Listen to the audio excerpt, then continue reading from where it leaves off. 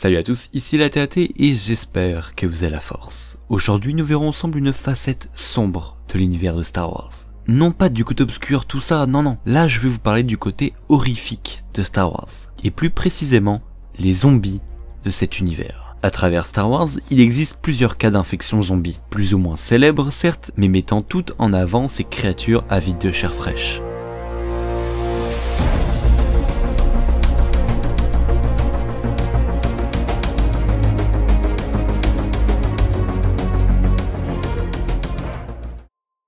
Les tout premiers cas de zombies ont été recensés suite à de l'alchimicide sur des êtres vivants qui deviendront par la suite des genres de soldats capables de protéger et de servir leur maître, et parvenaient à se multiplier en mordant ou en griffant un autre être vivant. Le schéma classique de contamination zombie, vous me direz. Plus tard, durant la guerre des clones, et plus précisément vers la fin de la seconde bataille de Geonosis, alors que l'armée clone de la République menée par les maîtres Jedi Anakin Skywalker et Obi-Wan Kenobi tenteront de sauver la maître Jedi Luminara Unduli, détenue dans les rues géonosiennes, ils feront la découverte dans ces lieux de géonosiens morts-vivants. Ces derniers étaient contrôlés par des vers qui s'infiltraient notamment par les voies respiratoires, pour contrôler leur hôte. Et alors qu'ils parviennent à sauver la maître Jedi et à se débarrasser des créatures, ils étaient loin de s'imaginer qu'un des clones avait été contaminé par un des vers, et sèmera par la suite le chaos une fois revenus dans leur navette, en contaminant un à un chacun des clones présents dans le vaisseau.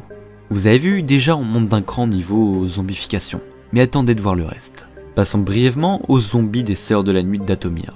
Ces dernières n'étaient pas conçues pour transmettre une quelconque infection, puisqu'en réalité, elles sont revenues à la vie après l'utilisation d'un sortilège par la vieille Daka, pour protéger les Sœurs de la Nuit de l'invasion de Grievous. Et bien qu'elles soient censées être de nouveau mortes après la mort de Daka durant cette invasion, on peut en voir encore en vie dans le jeu Jedi Fallen Order, qui se situe bien des années après la guerre des clones. Et dans le jeu, elles ont été ranimées encore une fois grâce à l'utilisation de ce sortilège. Maintenant, passons à ce qui est selon moi le cas de zombie le plus intéressant de Star Wars.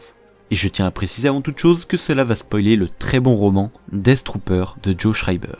Allons-y. Suite à de vieilles recherches biologiques réalisées par d'anciens sites, l'Empire Galactique va récupérer des échantillons de ces manipulations, afin de créer une arme biologique.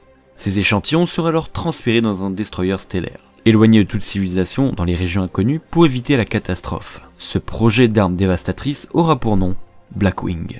Mais après une mauvaise manipulation, le virus se propagera à travers le vaisseau, via voie aérienne, tuant plus de 99% des personnes présentes dans le destroyer.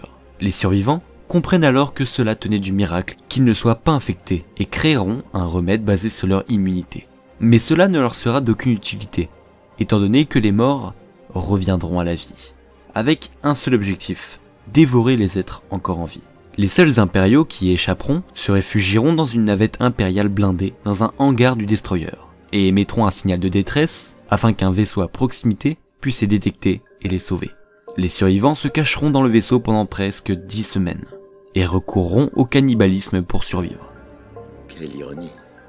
Puisqu'au final, ils font exactement comme les zombies qui les attendaient à l'extérieur. Ce qui est fascinant ici, c'est surtout de voir que les zombies Death Trooper vivaient uniquement pour répandre le virus, et donc en dévorant les autres. Et le virus qui se trouvait en chaque zombie arrivait à évoluer jusqu'à leur permettre de communiquer, mais surtout d'utiliser des armes comme des blasters et même piloter des vaisseaux de manière assez basique, comme le chasseur TIE ou des X-Wing.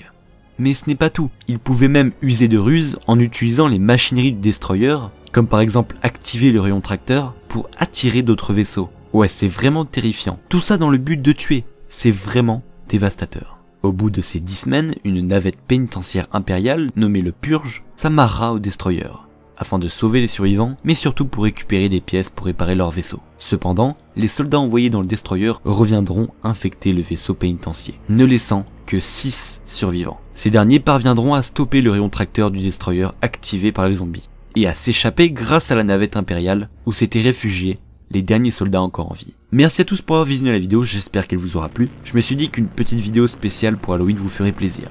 N'hésitez pas à vous abonner et activer la cloche pour ne rater aucune vidéo, mais aussi à lâcher le pouce bleu de l'espace comme toujours. Je vous dis à la prochaine, c'était la TAT, et comme toujours, que la force soit avec vous.